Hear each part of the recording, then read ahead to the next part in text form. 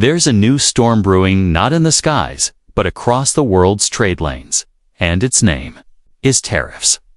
On August 1st, 2025, Donald Trump, the former and possibly future president of the United States, made an announcement that sent shockwaves through global markets, standing at a podium in Washington, D.C., with the American flag behind him. Trump spoke just 7 words that changed the economic conversation overnight. America first. Globalism has failed. Tariffs return. And just like that, the world began to shift. Let's be clear, this isn't just politics. This is economics. This is power. And this is war. Not with bombs, but with taxes. Not with tanks, but with trade. Trump's decision to impose massive new tariffs on more than 60 countries, ranging from 10% to 41%, is already being described as the biggest global trade move since World War II. This isn't a minor policy change. It's a declaration of economic battle. So what's really going on here? Why now? Who will benefit? Who will bleed? And is the world headed for another global economic crisis? Let's break it all down. Firstly, we will be talking about the announcement that shook the world. Trump didn't hold back, standing before reporters and cameras. He read out a list of nations. It's almost like a roster of opponents. Canada, 35% tariff on steel and lumber. Germany, 30% on automobiles and medical devices. India, to 25% on textiles, pharmaceuticals and electronics. Switzerland, to 39% on luxury goods. South Korea and Taiwan, to 20% on semiconductors and batteries. Even Mexico and Japan weren't spared. His message: if you're benefiting from America's market, you better start playing fair. To his supporters, it was bold, long overdue. A true return to economic nationalism. To critics, it was reckless, dangerous, a step toward isolationism.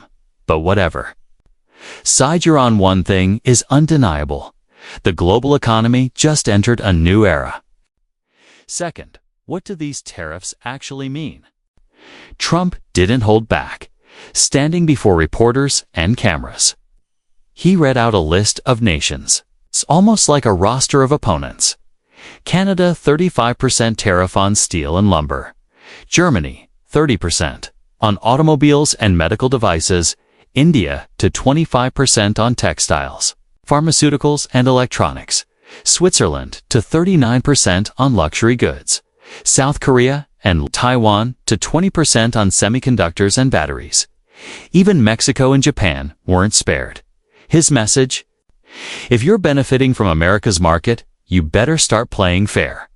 To his supporters, it was bold, long overdue. A true return to economic nationalism. To critics, it was reckless, dangerous, a step toward isolationism. But whatever side you're on, one thing is undeniable. The global economy just entered a new era. Third, the market reaction was immediate. Just hours after the announcement, Dow Jones dropped over 700 points. Nasdaq fell to 0.5%. European and Asian stock markets followed suit. Investors were spooked. This wasn't just about trade, it was about global stability. Oil prices rose. Gold soared. Bitcoin spiked. When uncertainty hits, people look for safe havens. Wall Street analysts began revising forecasts. Banks issued alerts, and multinational corporations started emergency meetings to prepare for supply chain chaos. Why? Because these tariffs aren't just numbers, they're a shock to the entire global trade system. Companies rely on international supply chains. From your iPhone to your car, most things you use are made with parts from at least 5 countries. When trade becomes expensive, everything becomes unstable. Fourth, how other countries are responding. You think the rest of the world is just going to sit back? Not a chance. Within 24 hours, Germany, France, and India announced reciprocal measures. They plan to hit American goods with counter tariffs. German officials hinted at tariffs on us. Tech and aerospace, India may target American soybeans. Medical equipment and energy imports. Canada is reviewing tariffs on American meat. Dairy and aluminum. It's not just about economics. Now it's about pride. No country wants to be bullied into silence. The European Union called Trump's move a violation of international trade law. China, already used to trade battles with Trump, simply called it predictable. But even allies Japan, Australia, South Korea rethinking their relationship with Washington.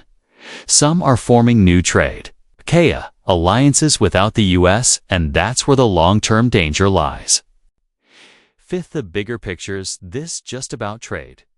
No, it's about much more. This is about Trump's vision for the world. A world where America leads, not through diplomacy, but through dominance. A world where economic pressure is used as a weapon.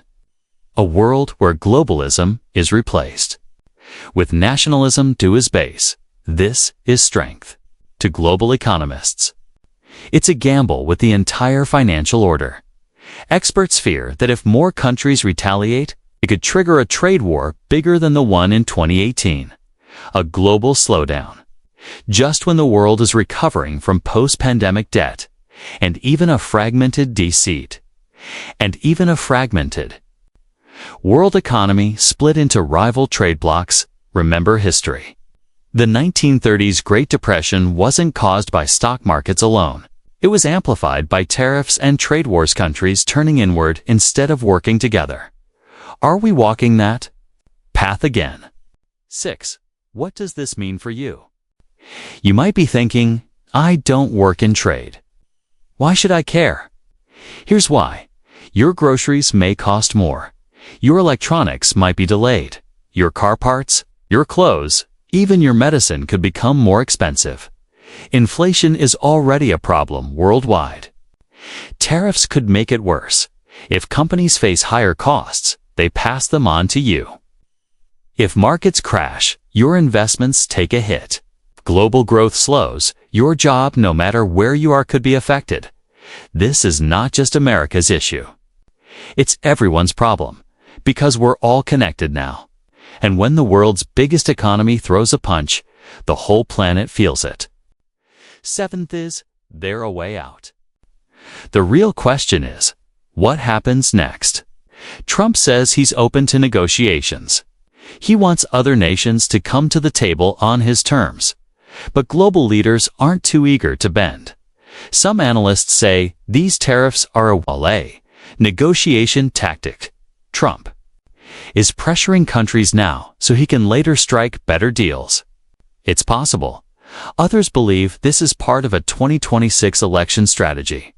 By showing strength abroad, Trump hopes to gain support at home. But playing politics with the global economy is a high-risk game. Because if this spiral continues, if tariffs lead to counter-tariffs, which lead to layoffs, inflation, and recession, the political cost might be higher than any gain. Whether you love Trump or hate him, one thing is clear. He knows how to grab the world's attention in just one speech. He's changed the conversation from peace to protectionism, from cooperation to confrontation. This isn't just about money. It's about control. A new tariff era has begun. No one knows how it will end. Will it bring jobs back to America or push the world into another economic storm? Will it make the U.S. stronger or more isolated than ever? One thing's for sure. The world is watching, and the stakes have never been higher.